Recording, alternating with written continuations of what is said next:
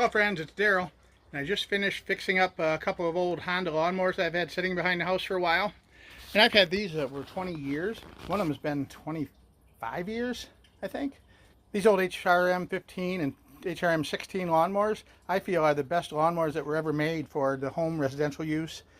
They're very dependable, long-lasting, durable, easy to work on, and I highly recommend these HRMs. But they are getting old. Like I said, 20 plus years old, you're going to run into some problems. One of those problems is parts. They can be difficult to find and expensive. But a solution to that is a company called Hippa, H-I-P-A. I've been getting a lot of parts from them, and I've been very satisfied with everything I've got so far. And I have one of their boxes of parts right here. I use them for a couple of other things. I bought a couple of carburetors for small engines, and I'm usually skeptical of using aftermarket carburetors for engines, but this carburetor from Hippa exceeded my expectations. It was a perfect match. It fit up perfectly, didn't have to modify anything, and the mower ran beautifully when it worked great. It even came with a replacement fuel tank grommet, the fuel lines, and a fuel filter with the carburetor kit. That's the thing about this Hippa company. They always throw in a few extra parts that you might not need but are nice to have on hand. Whether it's a special wrench to adjust a carburetor, a fuel filter, a spark plug, there's always seems like there's something a little extra in each part package you buy from them. But anyway, back to this one. We cleaned the carburetor out. We did not put a new carburetor on this one. We cleaned it out, sharpened the blade, changed the oil, checked all the cables and lines on it, tested the transmission. It works great. And we're waiting for the air filter. I decided, since it was pretty dirty, it was rusted. That's the one thing about these Hondas. If you leave them out in the weather, the rain will get on this crack right here. If you can see it, this little crack on the air filter, and it'll work its way under and run down into the air filter, saturating the air filter with water and making it almost impossible for it to stay running until it dries out thoroughly. So we've removed the air filter and the pre-filter, and we're going to show you what we got in the package and how to put it in. Let's open the package. First we have,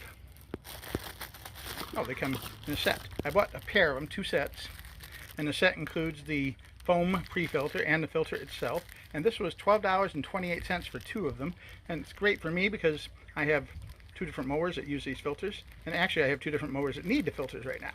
My other one, the Hrm216, uses a slightly smaller and taller filter, more square-shaped filter. Let's go ahead and put these in. It's pretty simple. You crack open the package, and let's go. Lay the pre-filter into the housing first, so it tucks in evenly on all corners. And some people like to pre-oil their filters. I mean, that was a thing a lot of people always did in the past.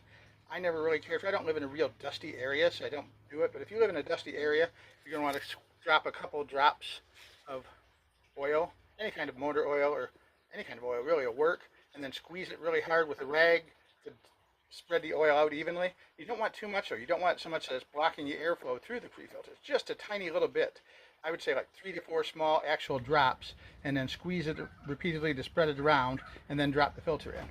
Next, our filter cartridge itself will drop right in like that. And that's really all there is to it.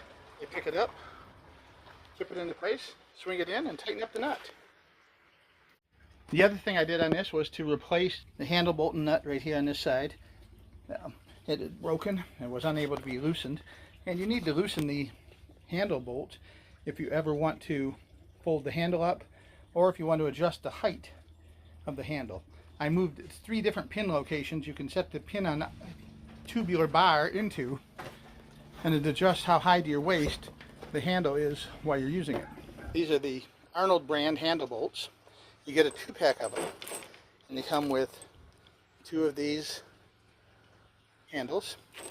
It comes with 4 bolts for you, which is kind of nice because some handles have different, some of the push handles have different kind of setups. So they give you a flat carriage bolt that's a little bit on the shorter side, and they give you a wavy carriage bolt like that.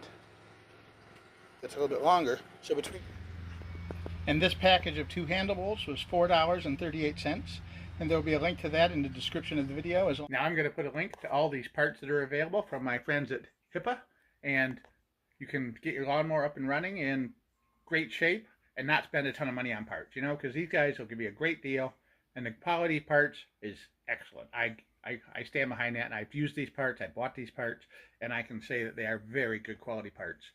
So, thanks for watching. Hope you have a great day, and thank you for supporting my channel. Bye for now.